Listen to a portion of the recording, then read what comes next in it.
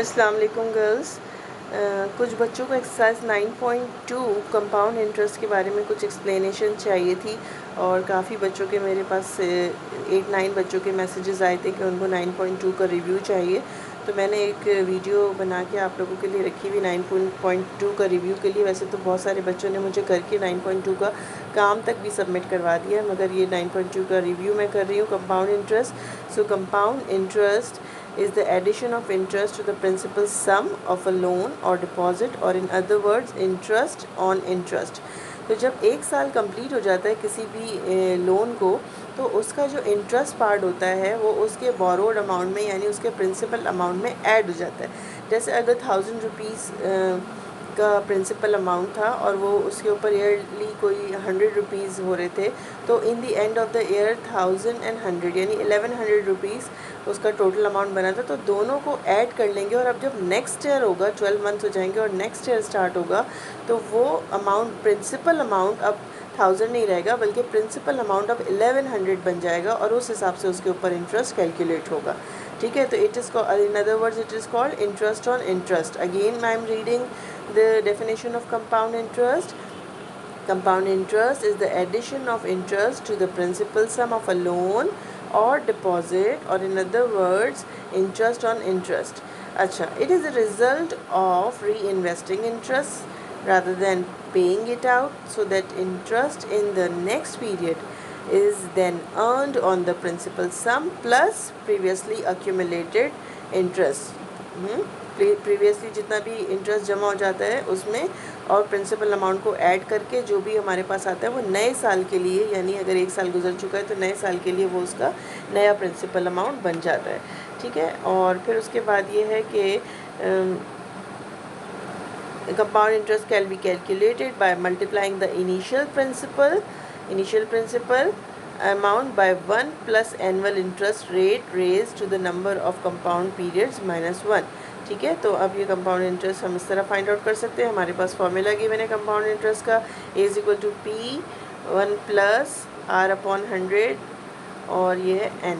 ठीक है, N यहाँ पर टाइम पीरियड के लिए, जैसे आपके पास नंबर्स के लिए गिवन था तो ये टाइम पीरियड के लिए है। Where A is the amount, P is the principal, R is the rate percent, N is the time period in years and CI is the compound interest.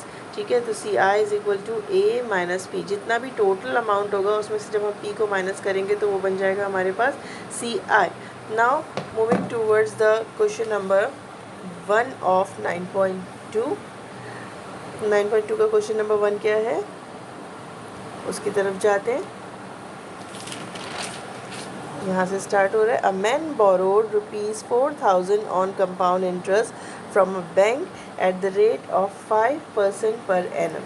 ठीक है, एक बैंक से एक शख्स ने 4000 रुपीज़ लिए, ठीक है, और कंपाउंड इंटरेस्ट पे लिए और फिर 5%, यानी ये क्या हो गया आपका rate percent is 5% per annum annually.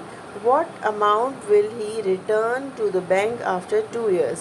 After 2 years, अब 1 ईयर की बात नहीं, अब 2 ईयर्स की बात हो रही है, तो हम कंपाउंड इंटरेस्ट के फॉर्मूले में n की जगह 2 ईयर्स लिखेंगे। What is the data collected? P is equal to ₹4000 principal amount, R is equal to 5%, N is equal to 2 years, and amount we have to find out. So by putting in the formulas all these values, A is equal to P 1 plus R/100 N, ये पहले भी मैंने आपको explain किया था simple interest में किस तरह फॉर्मूला में पुट करेंगे सारी values. 4000 is the principal amount, 1 plus 5/100 bracket close, और n की जगह मैंने 2 लिख दिया बिकॉज देर आर 2 ईयर्स। ठीक है, तो 4 यहाँ पर हमने इस 1 के साथ एलसीएम वाला मेथड किया जो मैंने पहले सिंपल इंटरेस्ट में आपको एक्सप्लेन किया हुआ है। 100 + 5 डिवाइडेड बाई 10 और ये ब्रैकेट के ऊपर 2 ऐसे ही आ जाएगा नंबर ऑफ ईयर्स के लिए। फिर हम ब्रैकेट सॉल्व करेंगे, 100 + 5 105/100, फिर पावर 2 लगा दिया आपने, तो उसका पावर 2 का मतलब है कि ये 2 टाइम्स मल्टीप्लाई होगा। तो अगर आप ये रिड्यूस होता है तो हम यहाँ ये रिड्यूस कर लेंगे। रिड्यूस होने के बाद ये आ गया 21/20। यहाँ से आप खुद भी रिड्यूस करके दे सकते हैं। 5 2 = 10 0 और यहाँ पे 5 2 = 10 5 1 = 5, 21/20।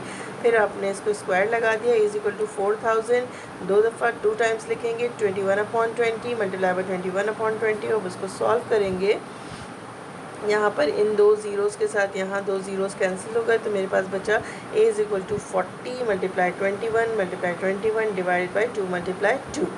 a is equal to 10 multiply 21 multiply 21, ये हमने यहाँ से कैंसिल किया। 2 1 ज़ा 2, 2 2 ज़ा 4 और 0, 2 1 ज़ा 2, 2 1 ज़ा 2 और 0, तो यहाँ 10 बचा। 10 multiply by 21 multiply by 21 which is the amount is rupees 4410 rupees या 4410 रुपीज़।